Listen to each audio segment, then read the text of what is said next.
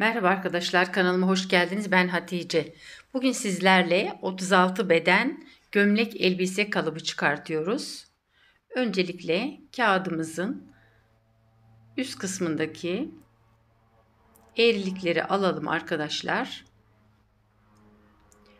Öncelikle önü düğmeli olduğu için katlama payı için öncelikle 9 santim fazlalık vererek öne, katlama payı için fazlalıktan bir pay bırakıyorum arkadaşlar ve bu çizgiyi önce çizerek daha sonra dik açı omuzdan yakasının ölçüsü arkadaşlar 6,5 santim, karşıya doğru 3 santim aşağıya doğru işaretimi aldım ve tatlı bir kavisle birleştiriyorum arkadaşlar.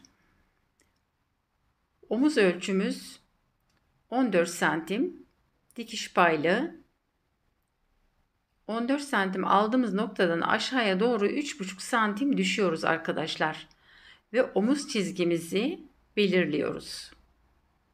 Omuz çizgimizi çizdikten sonra sırt genişliğimizin ölçüsü 36 santim, yarısı 18 santim, 1 santim bolluk, 1 santim dikiş payı 20 santime işaretimi aldım arkadaşlar.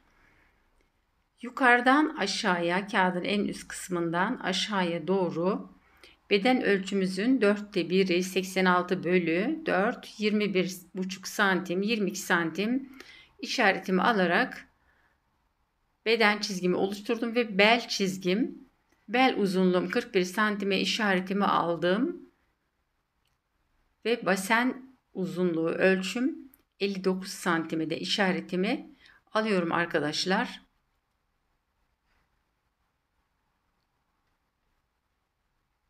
Elbise boyumuzun ölçüsü 105 santim diz altı.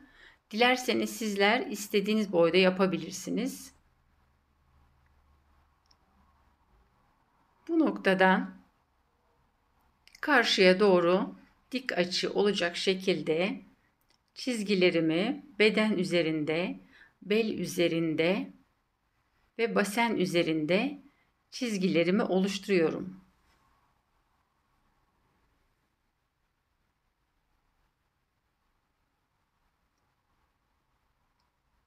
Beden ölçümüzün 4'te 1'i arkadaşlar 21,5 artı 2 santim bolluk, 1 santim dikiş payı, 22, 3 daha 25 santime işaretimi aldım arkadaşlar. 21,5'u 22 yaptım. Ve bu noktadan kendime doğru 5 santim ve yukarı doğru 4 santim işaretimi alıyorum.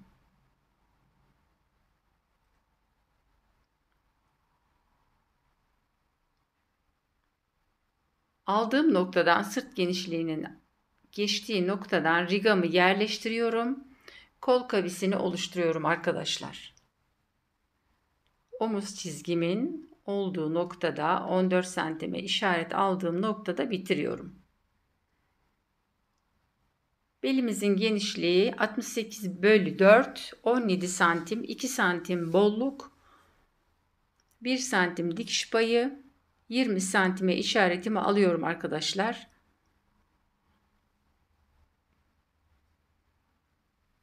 Pensle çalışacaksak arkadaşlar 2 santimde pens payı verebilirsiniz. Basen ölçümün 4'te 1'i 92 bölü 4, 23 santim, 2 santim bolluk, 1 santim dikiş payımı verdim. Etek genişliğimi 4 santim genişlettim arkadaşlar. Etek genişliğim için arkadaşlar basen ölçümün 4 santim fazlasını verdim. Ve göğüs altından bele kadar, belden basene kadar olan hattımı çizerek yan basende etek ucunda birleştirerek çizgimi çiziyorum. Eteğimizin boyu eğer uzun olursa arkadaşlar, bilekte veya midi boyda olursa ona göre ben 4 santim verdim şu anda. Boy uzadıkça etek genişliği daha da artacaktır. Yanda yukarı doğru 2 santim çıktım ve ön ortada birleştirerek çizgimi oluşturdum.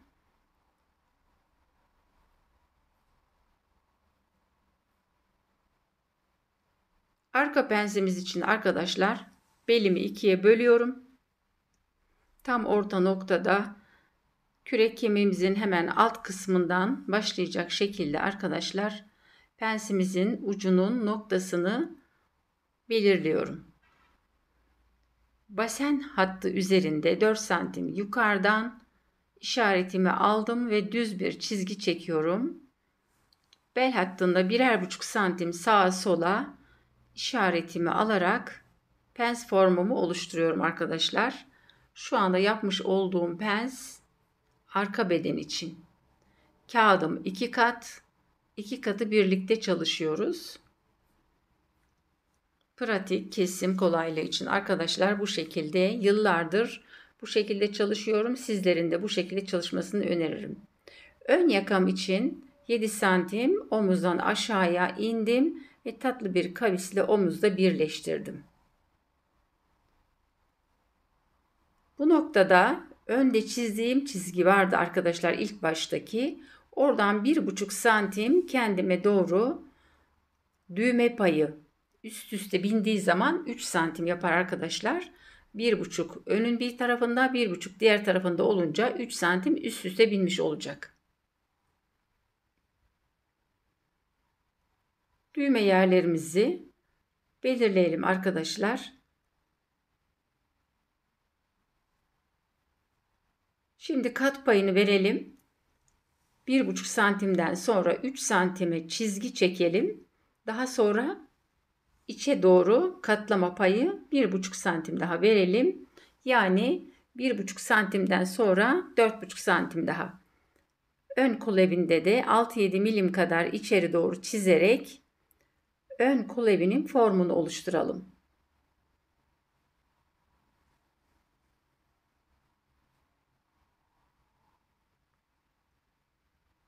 Omuz çizgimizde önde, yaka kısmında yarım santim, omuz başında 1 santim olacak şekilde ön omuzu düşürerek yeniden çizelim. Ve kağıdımızı iğneleyerek ikisini birlikte keselim arkadaşlar.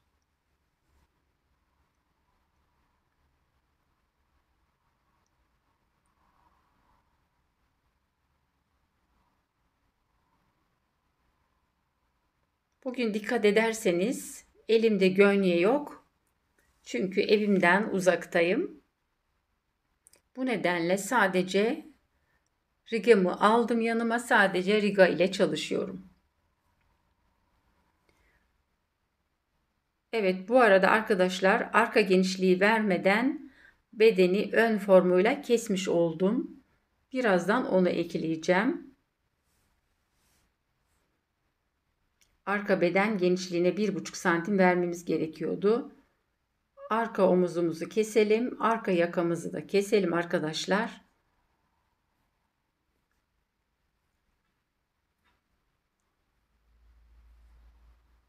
Önde fazlalık vardı. Katlama payından sonra kalan kağıdımızı onu da kestim arkadaşlar.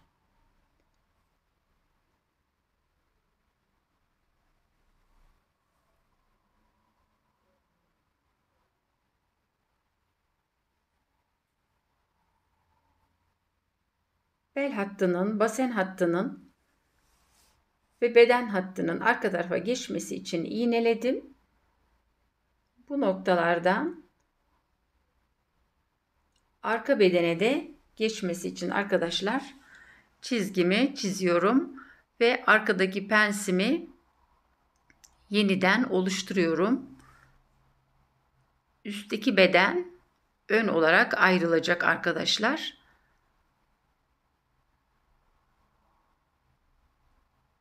Bunu üsttekini ön beden olarak kullanacağım. Tam ön ortadan çizgisinden iğneleyerek işaretlerimi alıyorum. Tam orası kumaş katı olacak arkadaşlar.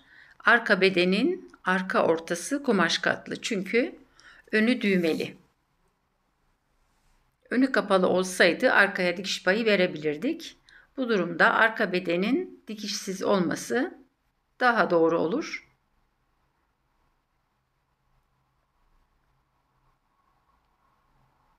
Şu anda arkadaki çizdiğim çizgi ön bedene vermiş olduğum patın fazlalığı, onu oradan kesip atarsam arka bedenin tam ortasını almış oluyorum.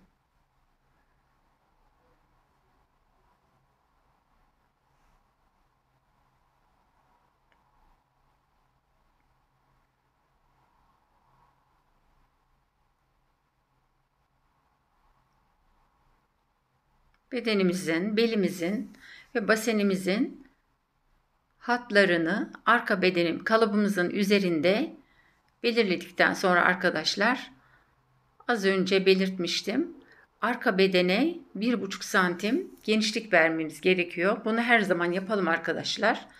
Arka beden ön bedenden her zaman sırt kısmı 1,5 santim geniş olursa giyimdeki rahatlığı sağlar ve kolda da dönme yapmaz.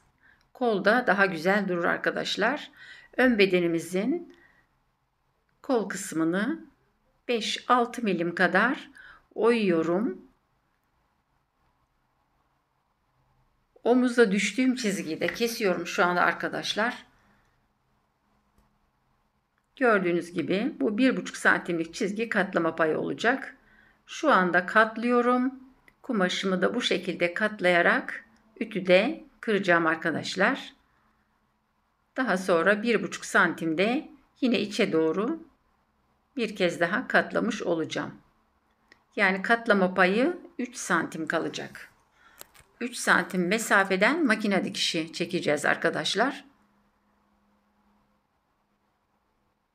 Gördüğünüz gibi bu şekilde katladıktan sonra ön yaka formunu da kesersek daha doğru olur.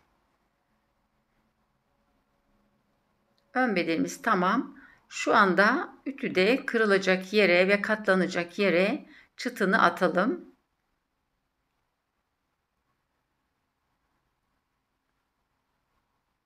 Öndeki pensi silebiliriz artık arkadaşlar.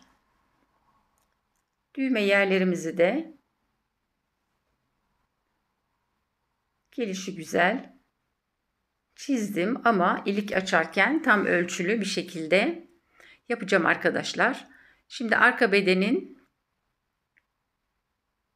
kestiğim yeri, eklemem gereken yeri şimdi ekliyorum. Kol evinden 1,5 santim çıktım. Beldeyi sıfırlayarak sırt kısmımı genişlettim arkadaşlar. Bunu yaparsanız elbisenizi, bluzunuzu, bütün kıyafetlerinizi çok daha rahat giyimi olur. Bu şekilde gördüğünüz gibi öndeki düğme payının 1,5 santim arkaya göre fazlalığını görüyorsunuz arkadaşlar.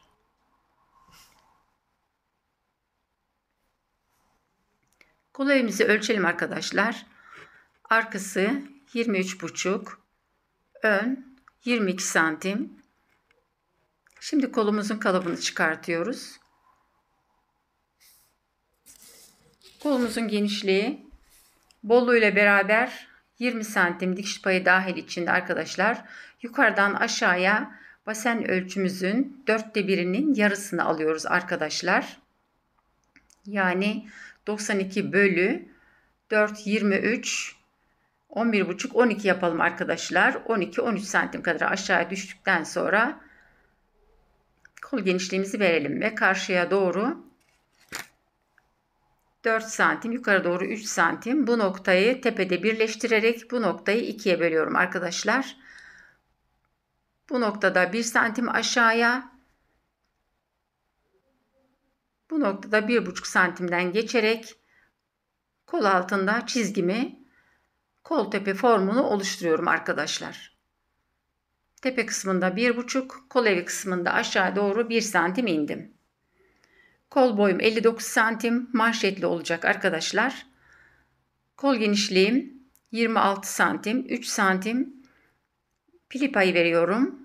29, 14,5 santim verdim ve kol altında, kol evinde birleştirdim çizgimi.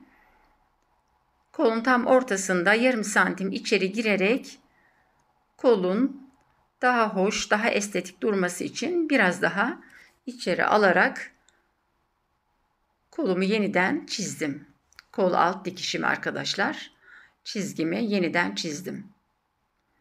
Arkada verdiğimiz 1,5 santimi arka kolda da veriyoruz. Onu da şu anda verdim. 1,5 santim fazlalıktan devam ederek kolumu kestim. Arkada dalgınlıkla unuttum, kesmiştim. Kolda hemen o fazlalığı verdim arkadaşlar. Ön arkaya göre 1,5 santim daha az. Kolun ön kısmını 6-7 milim arkaya göre biraz daha oyuntulu keserek tepede güzel, estetik bir görünüm olacak şekilde rutuşladım arkadaşlar.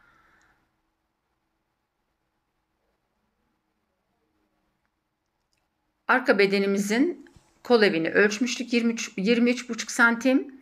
Ön 22 idi arkadaşlar. Ona göre kolumu ölçerek omuzdaki tepe çıtımı alıyorum. Önde ve arkada birer santim fazlalık var kol evine göre. Olması da gerekiyor. Çünkü kolu yedirmemiz gerekiyor dikerken arkadaşlar. Bunu mutlaka yapmamız lazım. Yoksa kolun orta kısmında kasma yapar.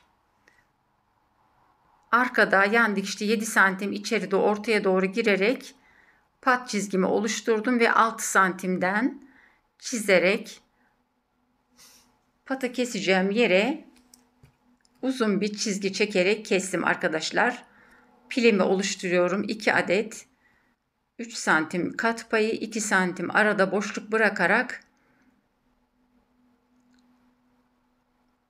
pili payımı bu şekilde manşet pilisini oluşturacağım arkadaşlar.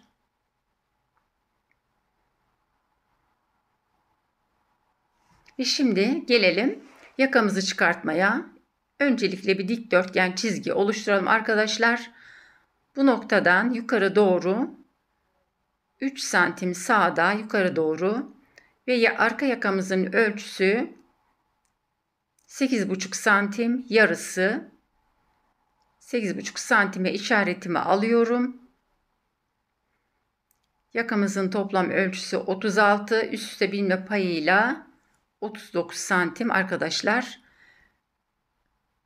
Ön yakamı da 36'ya tamamladıktan sonra artı 1,5 santim burada verdim ve yukarı doğru isterseniz kavis yapabilirsiniz, isterseniz köşeli yapabilirsiniz.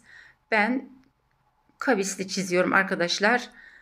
Alttaki çizgiden yukarıya doğru birer 2,5 santim çizerek alt yaka formumu, yaka kuşağımı oluşturdum. Arada 4 santim boşluk bırakarak üst yakamı çizdim ve yaka ucunda birleştirdim. 5,5 santim üst yakanın yüksekliğini verdim arkadaşlar. Bu noktada 6,5 santim sola doğru yatık bir çizgiyle 5,5 santimlik çizgimi birleştireceğim arkadaşlar. Gözüme biraz düz geldi. Yarım santim daha aşağı düştüm. Arka ortadaki üst yakanın arka ortasındaki mesafe 5 santim kaldı. Yaka ucunda bu şekilde birleştirerek estetiği daha güzel bir yaka oluştururum arkadaşlar. Bu şekilde yakamız paysız bir şekilde 2 katlı keserek çıkartacağım arkadaşlar.